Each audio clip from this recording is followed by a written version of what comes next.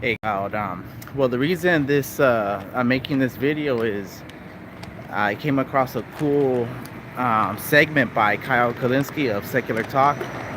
I agree with a bunch of what he says. I believe he considers himself a democratic socialist, which is cool. You know.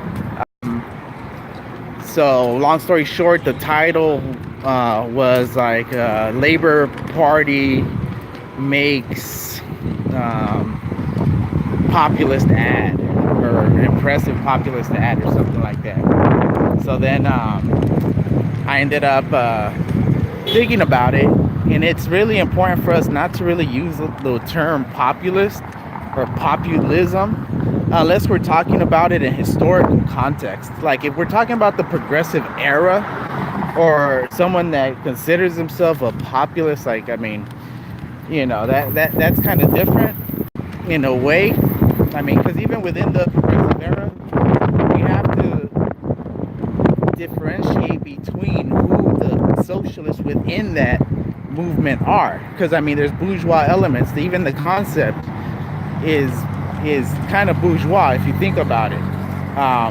And the importance of using the term socialist over the word populist, or socialism over the term uh, populism, is that the the term is devoid of any economic binary significance. In other words, if you say the term socialist or capitalist, clearly you know what economic spectrum you're talking about. It gives context. It allows you to place your economic, compass, and orient it towards the arguments that are going to be coming from that side. And clearly, Jeremy Corbyn is a socialist, so let's call him a socialist. Let's not, call him. Let's not call him a populist. Don't forget, if you use the definition of the term populist, technically Trump is a populist, right? Because the term is something like an ardent supporter that advocates, for the interests of the people or something. And the thing is that right there is devoid of any economic relevance. So don't use the term populist or popular, what is it? Populism, because it, if you're talking about the era, go ahead and do it. If not, it's actually neutering the economic argument between the two economic antagonisms, which are capitalism, which is represented by big capital, and socialism, which represents the interest of the wider working class, the proletariat, the dispossessed.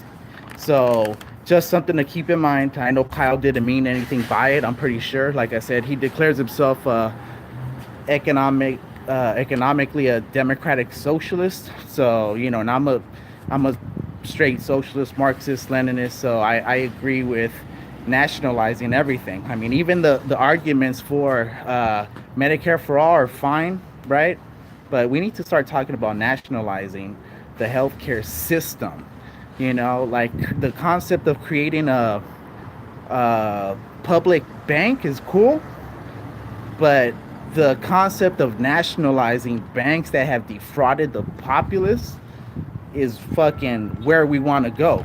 I mean, we don't, and that's the thing about Marxist theory. It allows you to cut through that BS. For example, when a lot of democratic socialists hear the term affordable housing, they're turned on by it, right? It sounds good. Oh, we're gonna do something to, reduce the burden of rent, and reduce gentrification and the profiteering off of, the dispossession of people's lives. But in reality, what we want is the abolition of rent. We want public housing, not affordable housing. We, as Marxist Leninists, want an abolition of rent. So, in other words, we advocate for public housing. So, all right, just my little rant. Wanted to get that in, under 5 minutes. So, stay tuned. If you haven't subscribed, go ahead and subscribe. Hit the like button and hit the little bell. Peace.